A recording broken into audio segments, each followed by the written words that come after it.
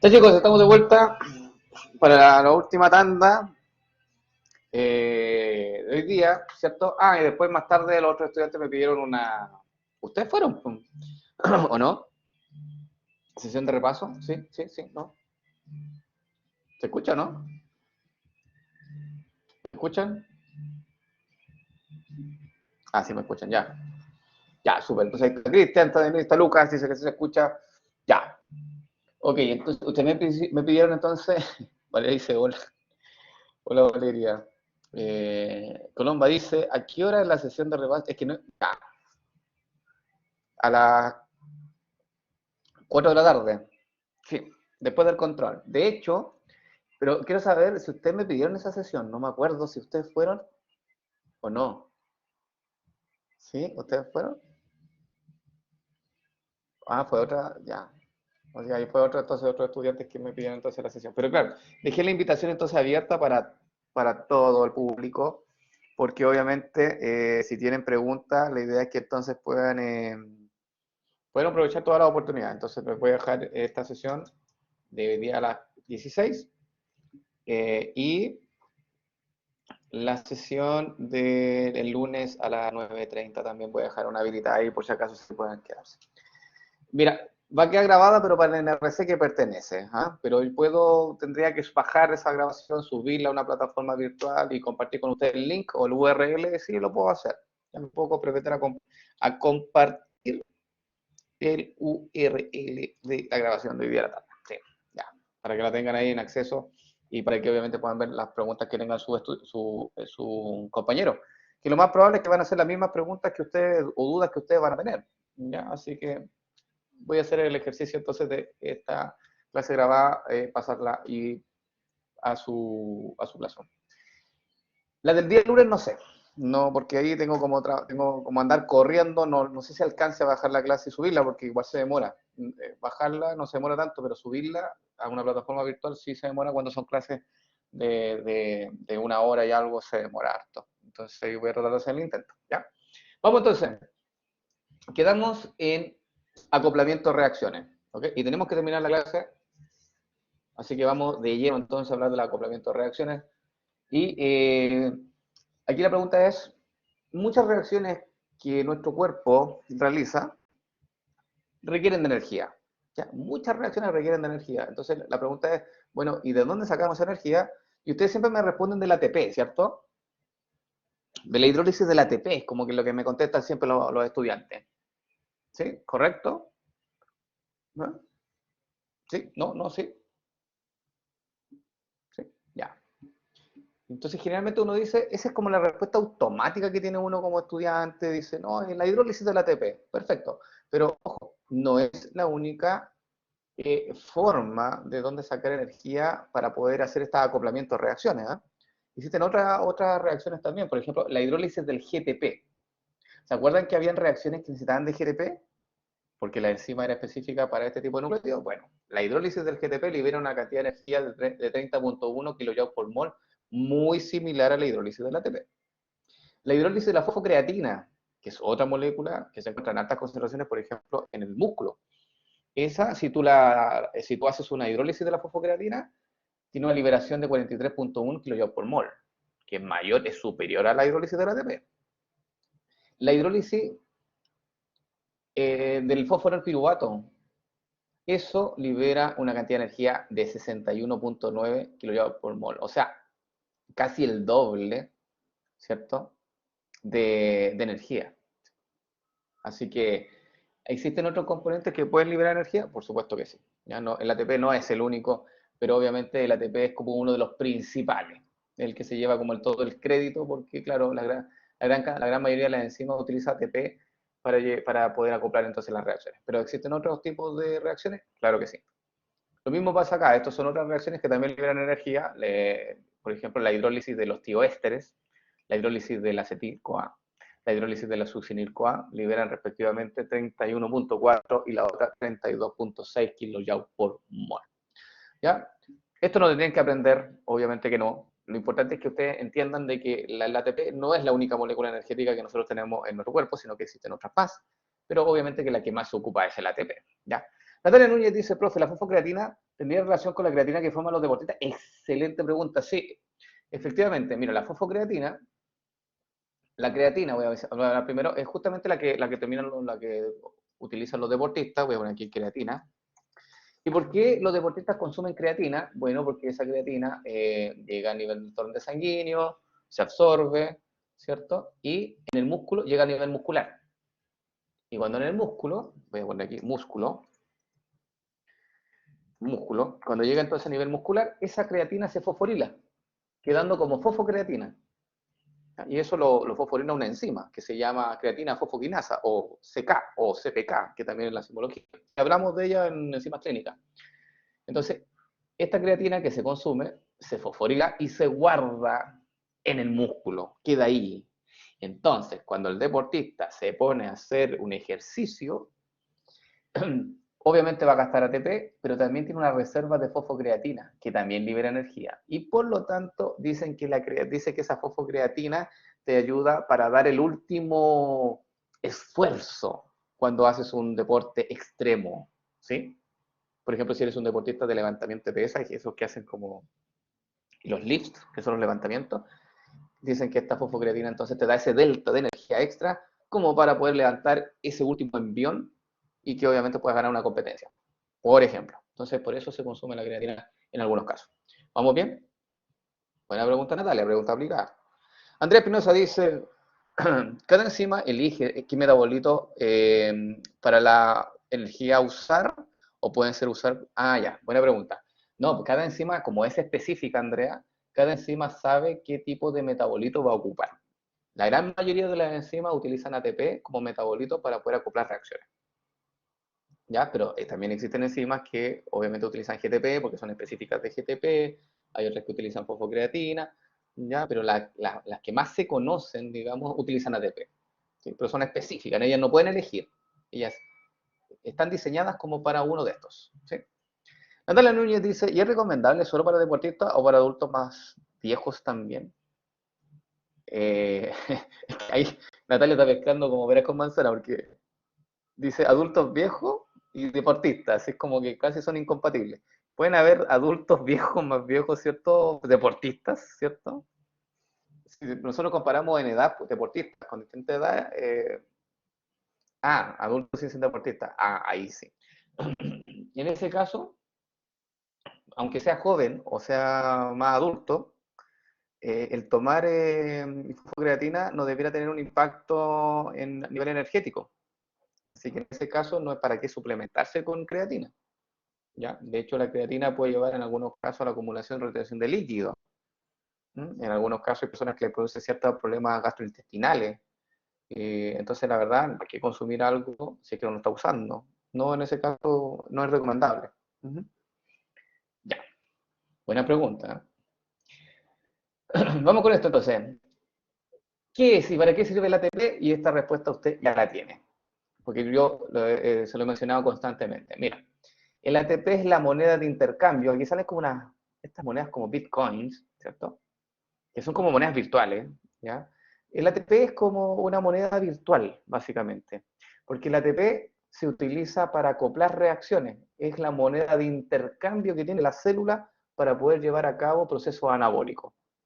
¿Ya? Como ella no tiene dinero para pagar, ella paga con energía. Y es el ATP una de las moléculas energéticas que mayormente participa en este intercambio de energía.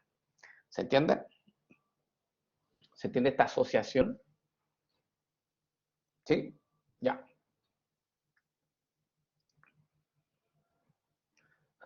Vamos entonces, dice, ¿qué es y para qué sirve el ATP? Entonces el ATP, esto resumen, ya dijimos que el ATP es una estructura, es una molécula, es un nucleótido de hecho, un nucleótido compuesto por adenina, ribosa y tres grupos fosfato. Ahí está la adenina, que también se puede ver aquí en estructura química con los átomos, esa es la adenina. Acá tenemos la ribosa y tenemos los tres grupos fosfato entonces para formar este ATP. ¿Ok? Y este ATP se puede utilizar tanto para la síntesis de nucleótidos, perdón, para la síntesis de ácido nucleico, por ejemplo, ADN o ARN, se requiere de adenina, ¿cierto? Que es este nucleótido del ATP, pero también se utiliza como fuente para liberar energía. ¿Por qué? Porque este ATP, si tú rompes este enlace, que se llama enlace fosfoanhidro, ahí está, el enlace bond significa enlace fosfoanhidro. Si tú rompes ese enlace, no si tú rompes, sino que la enzima, y si la enzima rompe ese enlace mediante un proceso de hidrólisis, se libera un grupo fosfato inorgánico y queda entonces también liberado el ATP. Y uno dice, ya, y si yo hago esa hidrólisis y rompo ese enlace, ¿qué gano con romper ese enlace? Gano liberación de energía. Aquí está. Se liberan 30.5 kJ por mol cada vez que se rompe ese enlace que está ahí, por este proceso de hidrólisis. Ahí se rompe el agua, ¿ves? Se dieron cuenta que el agua también se rompió, por eso se llama hidrólisis. Se genera entonces este grupo fosfato inorgánico que se estabiliza solo por resonancia. Es bastante estable. Ahí es estabilización por resonancia. Entonces, si se libera ese grupo fosfato, no se preocupe, se estabiliza solo. Y estos dos grupos fosfato entonces quedan unidos a esta ribosa con esta adenina formando el ADP. ¿Ya? Y ese proceso entonces de rompimiento de este enlace en particular, que es el enlace fosfoanhidro, libera entonces esta cantidad de energía que la célula lo puede utilizar para lo que estime conveniente. ¿Sí? Un proceso en particular, a lo mejor hacer una sinapsis, neurona, ¿cierto? Pensar hoy día en el control, necesitan ATP. Bueno, este hidrólisis de ATP va a aportar esa energía necesaria para que esa célula pueda llevar a cabo alguna función en particular. Cristian Alfredo dice, profe, ¿y qué pasaría si no se sintetizara? Perdón, si no se estabilizara. Perfecto, buena pregunta. Si este grupo fosfato que se libera, que es un fosfato inorgánico, no se estabilizara, la reacción entonces no sería exergónica, no sería espontánea, ¿ya? Porque siempre cuando una reacción ocurre en forma espontánea es porque siempre, recuerda que los productos tienen menos energía que los reactantes. ¿Sí? Esa es como la definición de una reacción exergónica. Entonces, este reactante que está aquí arriba, que lo dejé o sustrato, si quieres decirlo de otra forma, tiene que tener más energía que los productos finales. Por lo tanto, si una reacción, los productos finales no son estables, significa que tienen mucha energía. Entonces ya la reacción no sería exergónica, sino que sería endergónica. ¿Ok? Ahora, si no se estabiliza, podría actuar como un radical libre. Claro, si es que este oxígeno, como tiene carga negativa, tiene electrones en su poder, si esos electrones no se estabilizan mediante resonancia, claramente podrían reaccionar con otras moléculas, llevando entonces a la formación de radicales libres. ¿Sí? Sí. Pero no, en este caso no ocurre. Buena pregunta, Cristian. Muy buena pregunta. Ya. Dice acá, ¿por qué la ATP corresponde a una molécula de alta energía? Bueno, simplemente porque cuando tú hidrolizas el ATP, no solamente puedes hacer una ruptura de un enlace, puedes hacer rupturas de varios enlaces, ¿sabían ustedes? El ATP tú puedes romper, sacarle un fosfato, cuando tú le sacas un fosfato y rompes un enlace, se transforma el ATP en ADP y se libera un fosfato, ahí está, en la tabla. Y eso da una liberación de 7.3 kilocalorías. Ojo, cuidado con los datos, esto no sé, no, tienes que aprender estos números de memoria. Porque acá dice 7.3 menos 7.3 y el anterior decía, aquí dice 30.5. Es porque las unidades de medida son distintas. Entonces, cuidado con eso nomás. ¿Ya? En este caso, las unidades de medida que están aquí en la tabla están en kilocalorías. Ahí dice kilocalorías por mol. En el caso de aquí abajito es kilojoule. Por eso que hay una diferencia en el número. ¿Ya? Entonces, depende en qué número, en qué unidad a usted le gusta trabajar. Puede usar kilocalorías, puede usar kilojoule. Pero como te digo, esto no se pregunta cuánta es la cantidad de liberación de energía. Ya, no es necesario, pero más o menos se lo traigo acá para que ustedes puedan comparar nomás. ¿Okay? Entonces, si el ATP, tú le sacas un grupo fosfato, libera 7.3 kilocalorías por mol. Pero el ADP, que tiene dos grupos fosfato, adenosin difosfato, le puedes sacar otro fosfato. Y al sacar ese fosfato queda como AMP de adenosin monofosfato. Sacarle un segundo fosfato, mira cuánto te libera. 7.7, un poquito más que sacarle el primer fosfato. Y si al AMP tú le sacas el tercer fosfato, ¿sí? Que le quedaba, ese fosfato que le queda ahí todavía unido por el enlace covalente, libera la adenosina y el fosfato, y eso además libera una cantidad de energía de 3.4. Entonces, claro, si tú sumas todo esto, realmente la ATP te puede aportar alta energía para llevar a cabo distintos tipos de reacciones. ¿Sí? ¿Bien?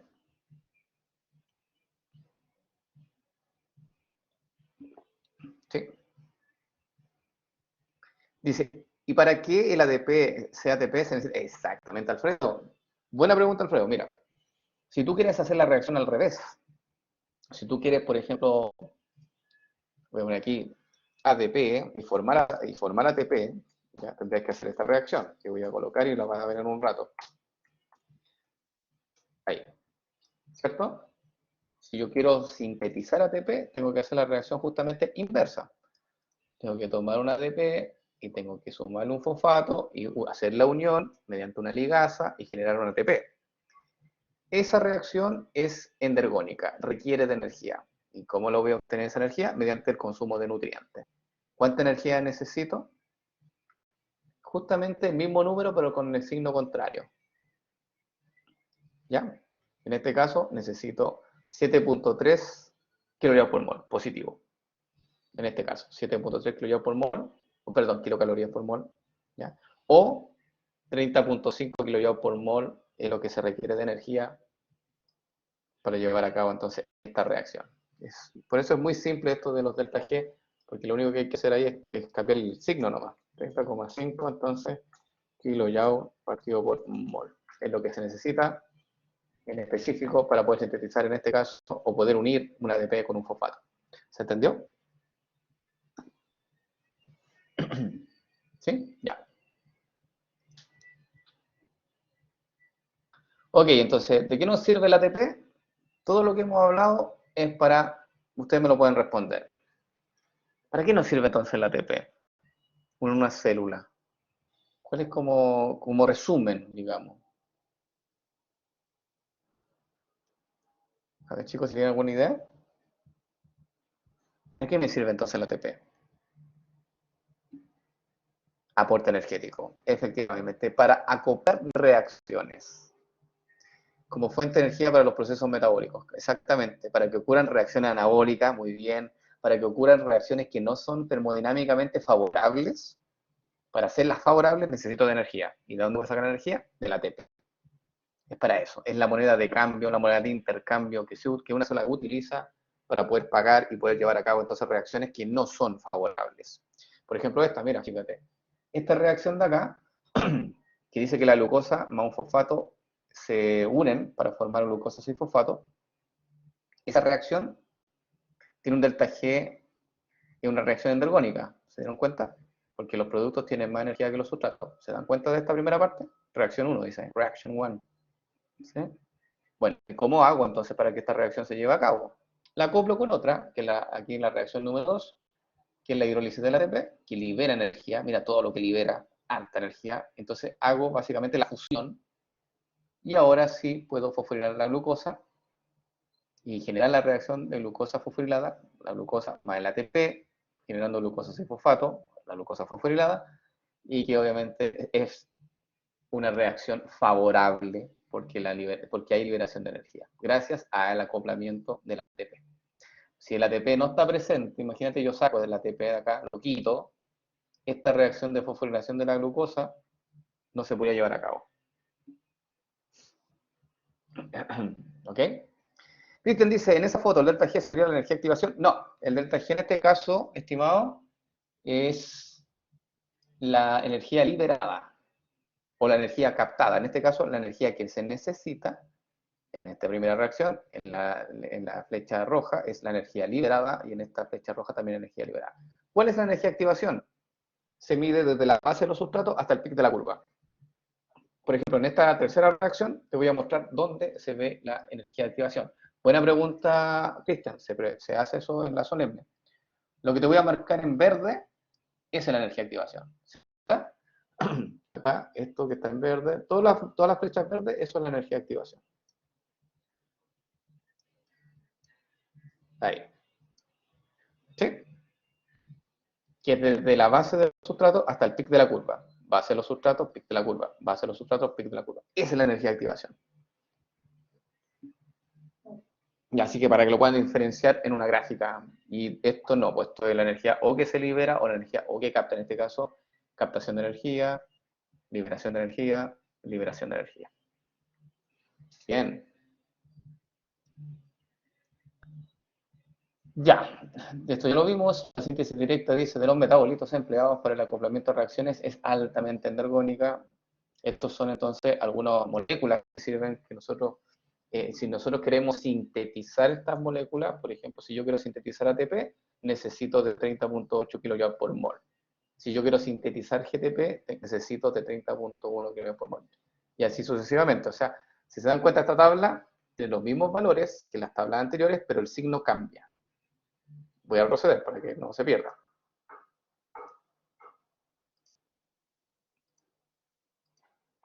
Fíjate, acuérdense de este 30.8 y 30.1, ¿ya? Si tú rompes el ATP, libera 30.8. Pero si tú quieres sintetizar ATP, necesitas de 30.8, ¿ya? Lo mismo acá. El GTP, si tú quieres romper el GTP, libera 30.1. Pero si tú quieres formar GTP, necesitas de 30.1. Por eso las tablas que venían a continuación tienen signo positivo, porque es cuando tú quieres formar estas moléculas. Y esa es la energía necesaria para poder formar estas moléculas energéticas. ¿Sí? Ahí está, ¿ves? 30.8, necesito de 30.8 para formar un ATP, necesito de 30.1 para formar un GTP. Y así sucesivamente para formar las distintas moléculas energéticas. ¿De dónde voy a obtener la energía para poder formar estas moléculas? Mediante el consumo de los nutrientes. Que aquí dice, la síntesis de estos compuestos está asociada a una serie de reacciones metabólicas que requieren de macronutrientes dietarios de la dieta, como por ejemplo los carbohidratos que uno consume y las grasas, que son los que más calorías y kilojoules aportan a tu organismo. ¿Vamos bien, chicos? ¿A todo esto almorzaron? Para poder sintetizar sus propios metabolitos y eso después pueden hacer reacciones anabólicas internamente en su cuerpo. Ah, ya. Entonces comieron carbohidratos, grasa, ya. Las personas que no, yo también hice un speedrun ahí, una comida rápida, ¿sí? Bueno, ahí Grace dice que no alcanzó su hand roll, dice ahí Catalina. Pero claramente, en este caso, su nivel energético, Grace, está, ahí tiene menos molécula energética, ¿sí? Porque tiene menos síntesis de esta molécula energética y por lo tanto lo más probable es que esté catabolizando en estos minutos. Ya. Dice acá, reacciones redox y obtención de energía. Dice que la oxidación de moléculas orgánicas puede producirse en una o varias etapas, pero siempre libera la misma cantidad de energía. ¿Ya? Por ejemplo, si yo combustiono la glucosa, se va a liberar una cantidad de energía que va a ser igual que si yo degrado la glucosa por una célula, si yo catabolizo una glucosa por una célula. ¿Okay? Pero la diferencia es la siguiente. Cuando se quema, por ejemplo, madera o aceite, la oxidación ocurre en una sola etapa y la energía se libera en forma de luz y forma de calor. Entonces, cuando tú haces por ejemplo, el catabolismo en una sola reacción muy rápido, la energía siempre se libera principalmente en forma de calor y en forma de luz, como por ejemplo una fogata o una ampolleta, ¿cierto? O una lámpara, cuando tú haces combustión. Pero la célula también hace combustión, pero la hace en forma controlada. Ella lo hace paso a pasito. Y como lo hace así, lo hace en forma por rutas metabólicas, un porcentaje entonces de la glucosa no se va a perder todo como luz, ¿cierto? O como calor, sino que hay un porcentaje importante que se almacena en forma de ATP y obviamente en coenzima reducida. Y ahí dice, en las células la oxidación ocurre en muchas etapas, pasito a pasito. ¿Para qué? Para capturar justamente la energía en moléculas especializadas. Entonces, eso es lo que tiene de especial una célula, que hace combustión, pero lo hace de a poco, combustiona los alimentos, los nutrientes que uno consume y lo va haciendo de a poco, lo va oxidando lentamente para poder entonces no desperdiciar la energía y que no se libere como calor principalmente, sino que se almacena en forma de ATP. ¿Bien? Así que la célula tiene años y años de evolución y sabe cómo hacerlo, esto de cómo obtener energía química de los alimentos. ¿Vamos bien, chicos?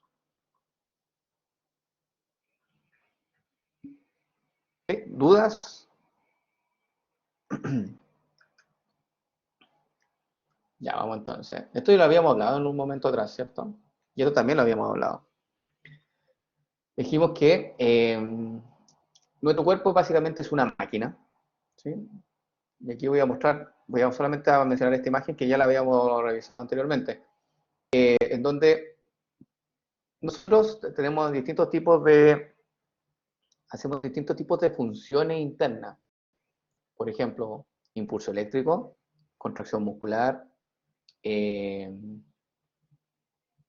más hacemos a todo esto? Aparte del impulso eléctrico, contracción muscular, ¿qué más hacemos? Secreciones, por ejemplo, endocitosis, exocitosis, respiración, muy bien. Entonces, hay un montón de procesos que nuestro cuerpo realiza y para eso necesita de energía. ¿Ok? Entonces, y esa energía, como nosotros no podemos obtenerla mediante el sol, porque no somos autótrofos, tenemos que obtenerla mediante el alimento de compuestos reducidos, compuestos que tienen alto nivel de electrones. ¿Ok? Por ejemplo, los carbohidratos, las grasas son los que tienen más cantidad de electrones. Cuando uno consume grasa, yo pienso que ahí hay muchos electrones. ¿Ya? Y ahí salen los electrones, ¿ven? Entonces, cada vez que usted consume alimento rico en calorías, esos alimentos se van a empezar a digerir, se van a empezar a absorber, van a llegar a la sangre, van a ingresar a la célula, y la célula, ¿qué va a hacer? Le va a sacar justamente los electrones a esos alimentos. Porque eso es lo que hace una célula, básicamente empieza a quitar electrones mediante reacciones de oxidorreducción. Y esos electrones van a la cadena transportadora de electrones. ¿Para qué? Para que posteriormente se produzca la síntesis de ATP por fosforilación oxidativa. Y ese ATP, que es energía química, la célula la utiliza para apagar justamente todas esas reacciones que necesitan de energía para poder llevarse a cabo. Como por ejemplo, pagar para que haya la formación de puentes cruzados en la formación de la actina y la miosina y así se produzca, en este caso, la contracción muscular. Entonces, esta es la moneda de cambio que hace la célula para que pueda entonces funcionar básicamente un proceso, un evento. ¿Ya? Pero obviamente, ¿de dónde sintetizo este ATP? De la oxidación de los alimentos que yo consumo. Por eso es súper importante, por eso uno dice, uno es lo que come. Sí, efectivamente, porque todas las ATP que tú formes y la tasa de formación del ATP, si es rápida, si es lenta, y la cantidad que tú puedas almacenar, depende mucho del tipo de alimentos que tú consumas y la cantidad de alimentos, ¿ya? Y la tasa de absorción. Entonces, todo esto va concatenado. ¿Mm? Dice acá, el flujo de electrones entonces en los seres vivos permite el trabajo. El flujo de estos electrones que están acá en este alimento, cuando son procesados por estos organelos, cuando son mandados a la cadena, generan ATP que se utiliza entonces para permitir hacer trabajo. Trabajo mecánico, trabajo eléctrico, todos los tipos de trabajo que nosotros podemos hacer. ¿Ok? Sigamos entonces. Ya. ¿Cómo dice acá? Reacciones de reducción, de redox, oxidorreducción y obtención de energía. Aquí es simplemente lo mismo que habíamos conversado en la mañana, o en el módulo anterior, que era cómo saber si una molécula se está oxidando, cómo saber si una molécula se está reduciendo en términos de molécula orgánica. Y aquí está. Se llama oxidación a la reacción en la que una molécula orgánica disminuye sus hidrógenos, ¿ya? O aumenta sus oxígenos. Por ejemplo, o podamos ver este efecto.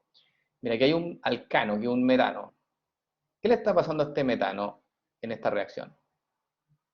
Está quedando tiene 4 hidrógenos, pero ¿qué ganó? Ganó un oxígeno, ¿no? Y por lo tanto, si ganó un oxígeno, ¿qué puedo decir del metano? ¿Se está oxidando o se está reduciendo? Se está oxidando, claro, porque dice aumenta sus oxígenos. Y el alcohol, fíjate, este alcohol, metanol, si se convierte en un aldehído, como el formaldehído que se muestra acá, ¿qué le está pasando? ¿Qué pasa con los átomos? Fíjate, tiene un átomo de carbono, aquí también hay un átomo de carbono, aquí tiene 4, pero ahora tiene 2, y oxígeno sigue teniendo 1. Entonces en este caso perdió hidrógeno, ¿cierto? Perdió 2 hidrógenos, porque antes tenía 4 hidrógenos y ahora solamente tiene 2. Por lo tanto, una molécula que pierde hidrógeno también se dice que se oxidó, por lo tanto se sigue oxidando. este aldehído. Después, si tú le pones, fíjate acá, si este aldehído lo transformas en un ácido carboxílico, ¿qué le está pasando? Ganó otro oxígeno, correcto, porque antes tenía uno y ahora tiene otro. Por lo tanto, se sigue oxidando.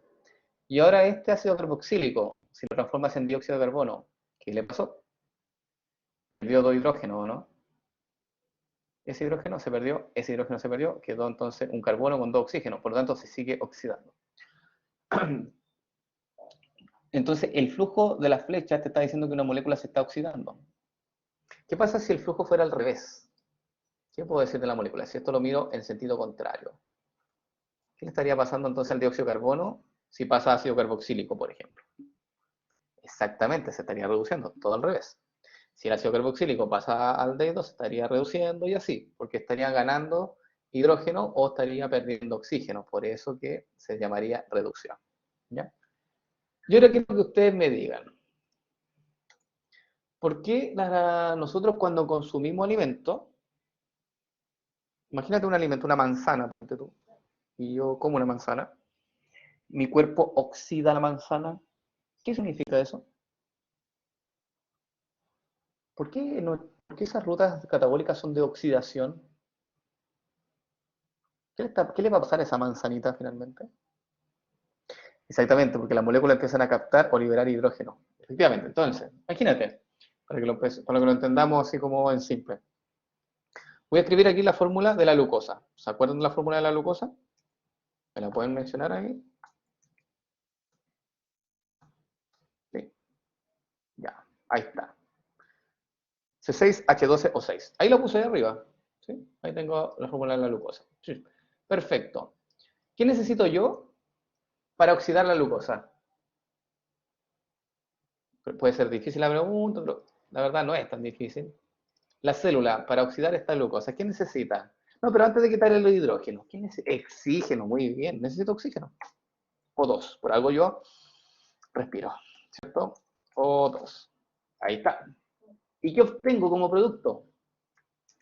Si yo oxido la glucosa, agua, muy bien. ¿Y qué más? H2O y CO2, como producto de desecho. Esto se llama respiración celular. ¿Sí? Tengo la glucosa, oxido la glucosa, se transforma en agua y dióxido de carbono. El dióxido de carbono lo sabemos que lo podemos eliminar mediante la expiración. Entonces, si nosotros nos fijamos, esta glucosa se convirtió en dióxido de carbono. ¿Qué le pasó a la glucosa entonces? ¿Ganó oxígeno? ¿Perdió? ¿Qué pasó? Este es tu dato. La glucosa se convirtió en dióxido de carbono. Entonces, si yo analizo, yo digo, los hidrógenos, los 12 hidrógenos los perdió todo, porque aquí no tiene hidrógeno. Perdió 12 hidrógenos, pero también perdió oxígeno, pero no perdió tanto. Tenía 6 y quedó con 2. Pero fíjate los carbonos, mira, cada carbono, aquí si tú ves la proporción, cada carbono tenía un oxígeno, porque eran 6 carbonos y cada carbono entonces estaba en contacto con un oxígeno porque para mostrar la relación. Pero aquí cada carbono tiene 2 oxígenos, o sea que este carbono está más oxidado. Por eso se dice que los alimentos que uno consume se oxidan porque se transforman en dióxido de carbono. Y dióxido de carbono, aquí como dice aquí abajito, es la molécula más oxidada que se conoce. ¿Sí? ¿Faltaría equilibrarlo? Sí, por supuesto que sí. Vamos a equilibrarlo ahí. 6 moléculas de agua. 6, 6, 6. Ahí lo equilibré. Ya. Ok, entonces por eso se dice que los alimentos cuando tú los consumes los oxidas.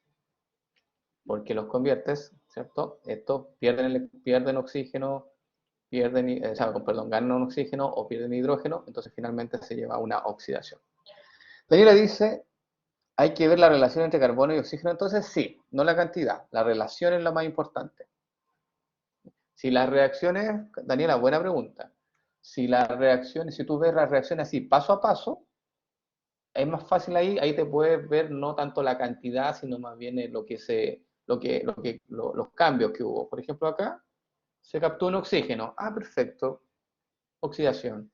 Cuando los cambios son mínimos, es fácil verlo, pero cuando los cambios te saltan muchos pasos y vas del sustrato inicial al producto final, claro, ahí es mejor ver la relación entre carbono y oxígeno. ¿Sí? Ya. Ok, entonces, reacciones redox dice aquí y potencial de reducción.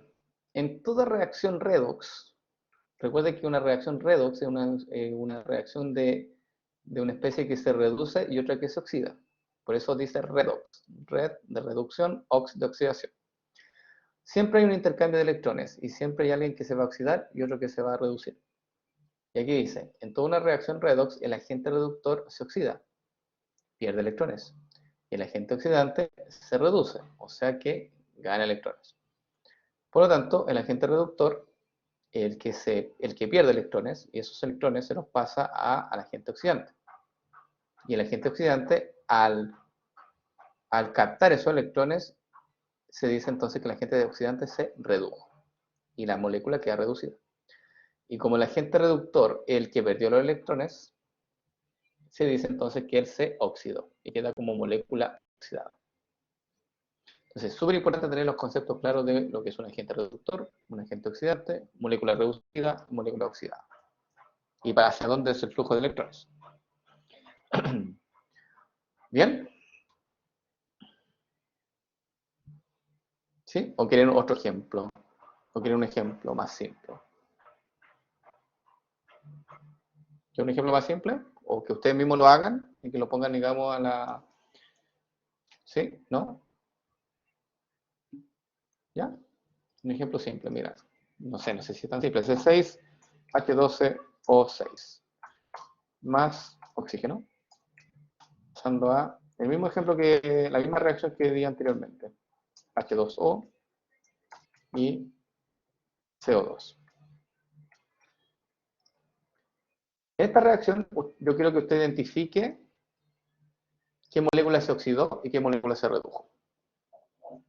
Entonces, para responder esa pregunta, lo primero que tienes que saber es que cuando te preguntan qué molécula se redujo y qué molécula se oxidó, tienes que fijarte siempre en los sustratos, no en los productos, en los sustratos.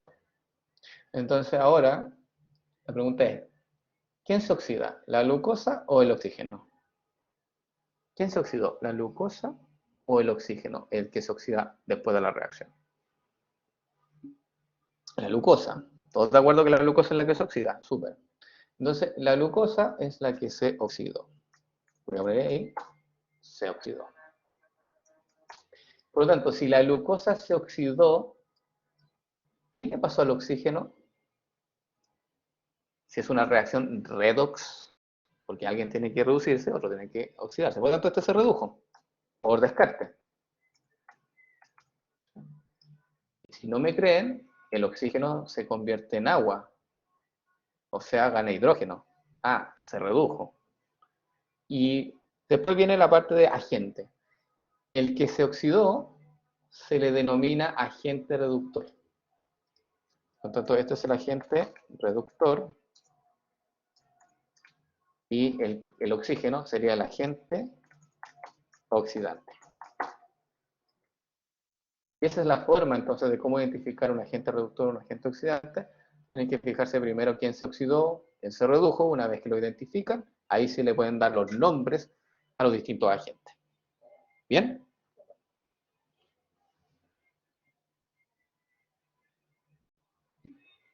¿Sí? Bien, ya. Aquí ya tenemos el control, chicos.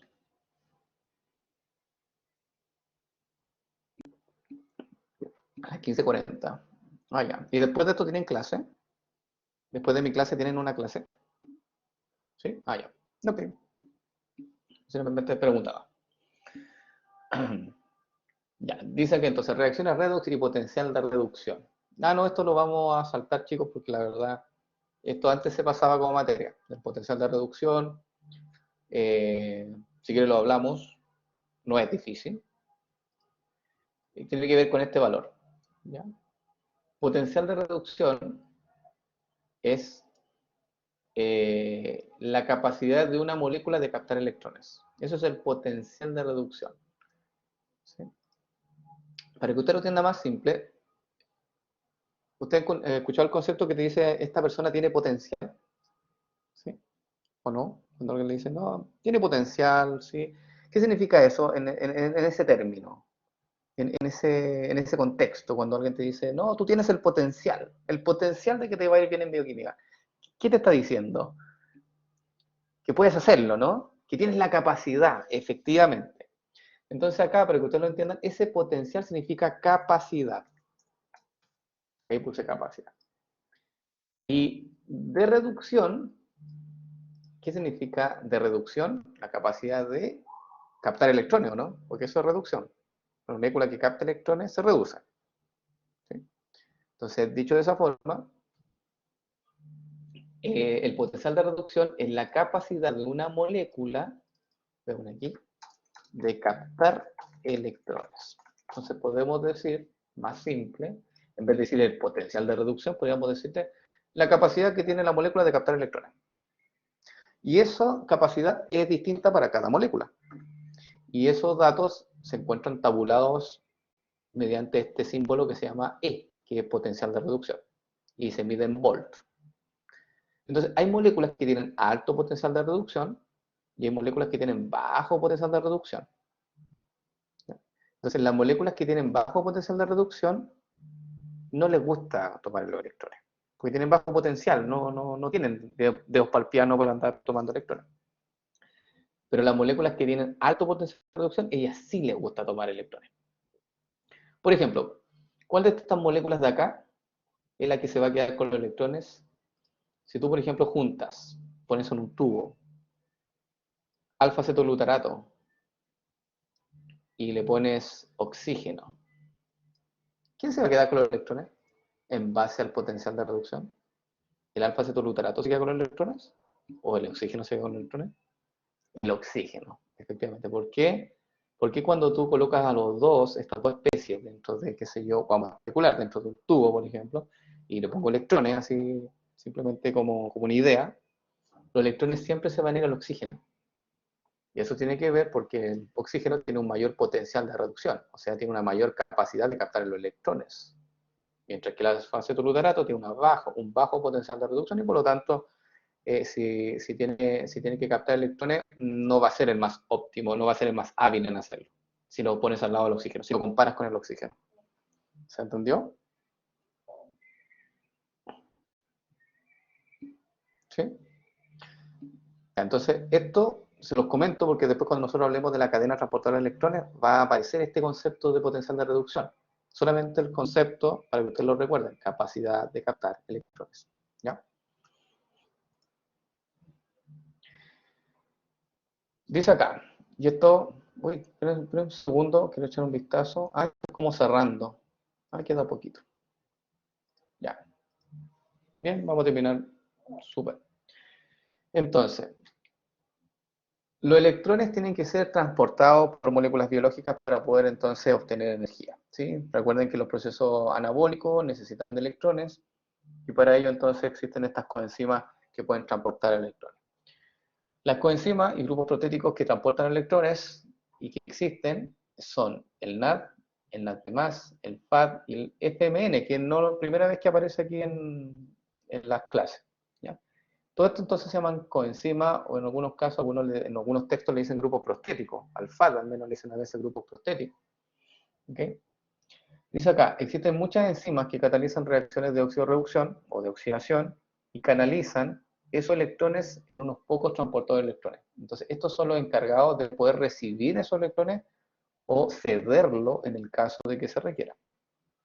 Por lo tanto, son coenzimas solubles en agua, tienen que ser solubles, porque son reacciones químicas, participan en reacciones químicas, por lo tanto, estas moléculas tienen que ser solubles para poder llevar a cabo su reacción. Y sufren oxidaciones y reducciones reversibles en muchas de las reacciones de transferencia de electrones del metabolismo.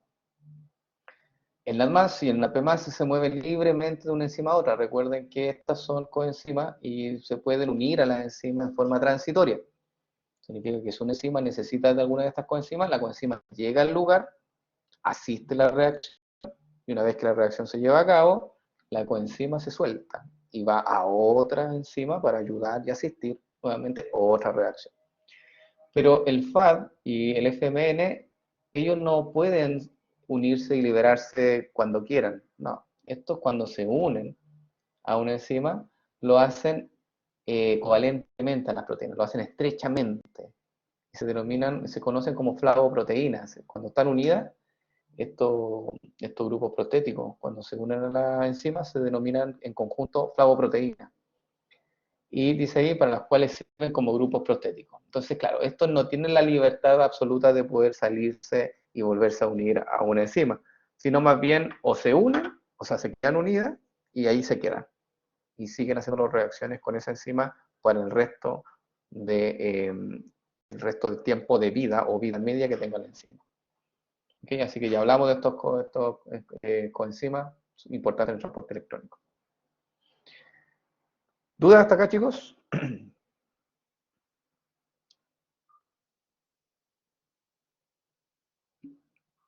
¿No? Ya. Resumen entonces, reacciones redox y obtención de energía. Dice acá, mientras que las vías catabólicas son oxidativas, las vías anabólicas son reductoras. Entonces, ¿cómo nosotros, todo esto es metabolismo, cómo nosotros entonces, con todos los conceptos que hemos aprendido hoy día, cómo los entrelazamos? Se hace mediante esta imagen. Si nosotros queremos obtener ATP, y así se parte, tenemos que consumir alimentos. Alimentos como, por ejemplo, carbohidratos, lípidos, proteínas, que una vez que se digieren esos alimentos, producen sus componentes, como por ejemplo glucosa. En el caso de los carbohidratos, cuando se degradan los carbohidratos, los polisacáridos generan, por ejemplo, glucosa, que se puede absorber y llegar al torrente sanguíneo aumentando la glicemia. Si tú consumes grasas, como triglicéridos, mantequilla, eh, carne, por ejemplo, que la carne también tiene grasa, ¿cierto? O incluso algunos frutos secos, esos triglicéridos que tienen esos alimentos se degradan a nivel del tracto digestivo y se liberan entonces los ácidos grasos, que nuevamente estos ácidos grasos pueden ingresar y pueden absorberse vía intestinal. Y cualquier otro compuesto nitrogenado, estos provienen principalmente de las proteínas de la dieta. Ya, por ejemplo, los aminoácidos es un compuesto nitrogenado, porque tienen nitrógeno en su composición. Entonces, estos nutrientes se absorben, ¿y qué hago con esos nutrientes? Los catabolizo. Significa que los degrado, los oxido, ¿ya? Y para ello activo vía oxidativa, en donde esas moléculas son convertidas en ATP y coenzimas reducidas. ¿Para qué? Para que ese ATP y esas coenzimas reducidas nos sirvan para poder activar las rutas anabólicas. La ruta anabólica es súper importante, ¿cierto? Son vías de tipo reductoras. Son súper importantes entonces las vías anabólicas para poder sintetizar las moléculas necesarias para tu cuerpo o para la célula en general. Y obviamente se generan productos de desechos que todos nosotros los eliminamos, ya sea el dióxido de carbono mediante expiración, el agua que se puede reciclar y el amonio que se va a oxidar la urea para formar urea y poder eliminarse entonces en forma óptima por el sistema renal.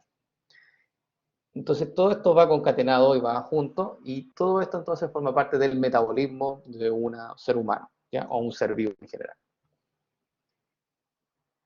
Dice acá, existe un constante intercambio de energía entre energía libre, ¿cierto?, con el medio, que comienza desde el Sol y termina de vuelta en el universo. Es una frase, digamos, que es cierta, ¿no? Puede sonar un poco así como mágica, pero no, es una frase real. De hecho, ¿por qué? Todo comienza en el Sol. ¿Quién dice por qué comienza en el Sol? El Sol emite energía de tipo luminosa, energía fotónica, que llega a las plantas. Las plantas hacen fotosíntesis con esa energía. Mediante la fotosíntesis pueden crear sus propios alimentos. Con eso las plantas crecen. Los seres, los herbívoros comen plantas, como por ejemplo las vacas, ¿cierto? Los terneros, muchos animales, entonces comen eh, estos tipos de plantas o vegetales, lo que hace entonces que aumenten de tamaño, ¿cierto? Y el ser humano, que ya es un eslabón un poco más avanzado de la cadena trófica, nosotros nos alimentamos de carne, nos alimentamos de plantas, ¿cierto? Porque somos omnívoros. Obviamente, en general, no quiero que todas las personas piensen que hay personas que tienen dietas como especiales, pero en general, somos omnívoros. Y obviamente entonces, toda esa energía que provenía del sol, ¿ya? Y que la planta lo pudo utilizar, o que el animal pudo consumir de la planta, nosotros también lo podemos incorporar. ¿Sí? Por lo tanto, nosotros consumimos energía constantemente, energía libre. Dice acá, los organismos vivos conservan su orden interno, tomando la energía libre de su entorno en forma de nutrientes o en forma de luz solar. Entonces, lo que nosotros hacemos básicamente cuando comemos es obtener energía, ¿ya? Para obtener entonces esta energía libre del ambiente, ¿sí? Ya sea de un animal, ya sea de una planta, etcétera. Igual vas a estar consumiendo energía e incorporando esto a tu organismo. Y nosotros también tenemos la capacidad de liberar esa energía, no solamente consumirla, sino que también liberarla. Y en ese caso, por ejemplo, cuando usted haga ejercicio, cuando ustedes, por ejemplo, hagan una dieta hipocalórica, ¿cierto? O hagan ayuno, en ese caso la energía libre se devuelve al entorno en una cantidad igual a la energía en forma de calor y entropía. O sea, tú te conectas con el entorno y liberas energía del entorno o captas energía del entorno y obviamente dependiendo ese balance es lo que lleva al metabolismo. ¿Sí? Si tu balance es más del consumo de energía y menos de liberación, obviamente la persona va a empezar a engordar. Pero si liberas más energía de la que consumes, en ese caso vas a empezar a adelgazar. ¿Ya? Porque se van a activar entonces más vías catabólicas en este escenario, ¿ya? Y más vías anabólicas en este otro escenario. Entonces, todo esto tiene que ver con el flujo energético. Ok, miramos el aprendizaje y con esto vamos a terminar. Dice, ¿cuál de las siguientes reacciones son capaces de acoplarse a la generación de ATP? Recuerda que para producir un mol de ATP se requiere de 30 kJ por mol. ¿Se dan cuenta que no tuve que esos datos no se los tienen que aprender de memoria? Yo se los doy. Entonces, aquí, ¿cuál de las siguientes reacciones son capaces de acoplarse a una reacción de ATP? O sea, si yo quiero generar un mol de ATP, ¿cuál me sirve? Ya, vamos con la primera. La de fosfanol piruvato piruvato. ¿Me sirve delta G, por si acaso? DG delta G. ¿Me sirve esta reacción para acoplarla a la síntesis de ATP? Sí, ya, me sirve. Correcto. La otra, de 1,3 bifosfoglicerato pasando a 3 fosfoglicerato, que libera 49,3 kJ por mol. Ahí me faltó la unidad, kJ por mol. ¿Me sirve o no? Correcto, me sirve. Y me sobra. Fosfocreatina pasando a creatina, liberación 43 kJ por mol. ¿Me sirve? Por supuesto que sí. Si quiero acoplar ahora con esta reacción de la fructosa 6-fosfato pasando a fructosa 1,6 bifosfato que libera 15,9, ¿me sirve para sintetizar un mol de ATP? No me sirve. Y la última tampoco me sirve. ¿Sí? Entonces es súper simple ver cuando una reacción te sirve para acoplar y cuando no te sirve. Porque solamente hacen la comparación de los numerales. Bien. ¿No entendió? Ya, ¿qué no entendió Javiera? Por ejemplo, mira, para sintetizar es muy simple. Para sintetizar un mol de ATP necesitas de 30 kJ por mol. ¿Okay? Necesitas esa energía. Necesitas pagar eso. Esta te libera 15,9. ¿Te alcanza? Esta te da 15,9. ¿Te alcanza para cubrir los 30? Esa es la pregunta. No te alcanza. Entonces por eso no te sirve. Esta tampoco te alcanza. Estas tres primeras sí te alcanzan. Porque liberan mucho más energía de la que tú requieres. Ya. Todavía nos quedan 4 minutos. Vamos con esta pregunta. Creo que esta es la última diapositiva. Miramos el aprendizaje. Dice de glicerol a gliceraldehído y de ácido glucónico a glucosa. Primera pregunta, ¿corresponde a una oxidación o una reducción? Vamos con el primer caso, esto. ¿Es una oxidación o una reducción? Fíjese en la fórmula. Una oxidación, correcto. ¿Por qué? Porque ustedes vieron la relación, dijeron, mira, aquí hay 3 carbonos y 8 hidrógenos, y acá hay 3 carbonos y 6 hidrógenos. Perdió hidrógeno. Listo, oxidación. Muy bien. Ya. Dice acá, ácido glucónico a glucosa.